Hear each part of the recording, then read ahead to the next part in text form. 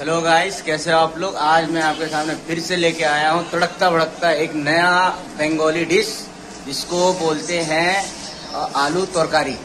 तो मिलते हैं सुबो दादा से। ये हमारे दादा हैं जो ये रेसिपी बनाएंगे।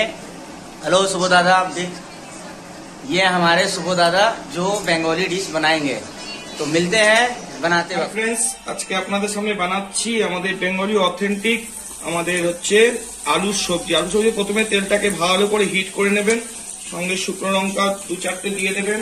তারপরে দেবেন হচ্ছে আপনারা দেখুন 5 ফোড়ন, আমাদের বেঙ্গলি ট্র্যাডিশনাল 5 ফোড়ন।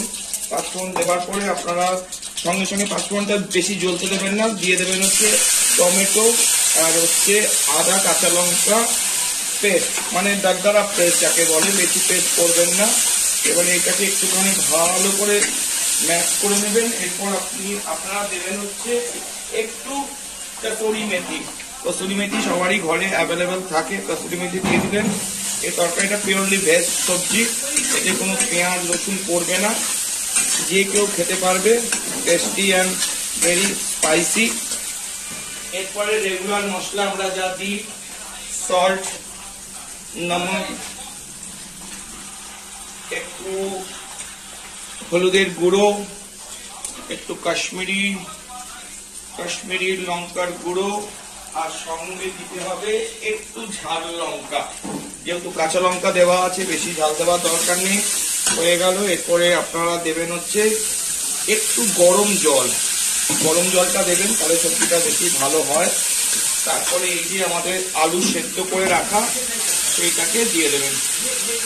দিয়ে দেওয়ার পরে তারপরে তোমরা এটার মধ্যে জল দিয়ে দিলে, জল দেওয়ার পর দেখো কালারটা কি সুন্দর হয়েছে। হয়ে গেল সবজি। এবারে তোমরা একটুখানি চিনি দেবে, কেন বেঙ্গলি খানা মানে হচ্ছে একটুখানি মিষ্টি দিতে হয়। মিষ্টি দেওয়ার পরে এই লাস্টে একটু ধনেপাতা দিয়ে দিলে ফিনিশিং দা সবজি। দেখো কালার, যেমন কালার তার খেতেও সুন্দর। এটা আপনারা রুটি, পরোটা, কচুরি যে কোনো জিনিসের সঙ্গে খেতে পারবেন। It's very tasty and spicy then sweet, तीनों मिला के ये सब्जी बनता है। और इसमें मेन फ्लेवर होता है हिंग का। इसका नाम है बंगाली हिंग कचुरी तरकारी। तो चलो फ्रेंड्स, আবার পরে একটা অন্য ভিডিও নিয়ে আসছি আমরা রান্নার।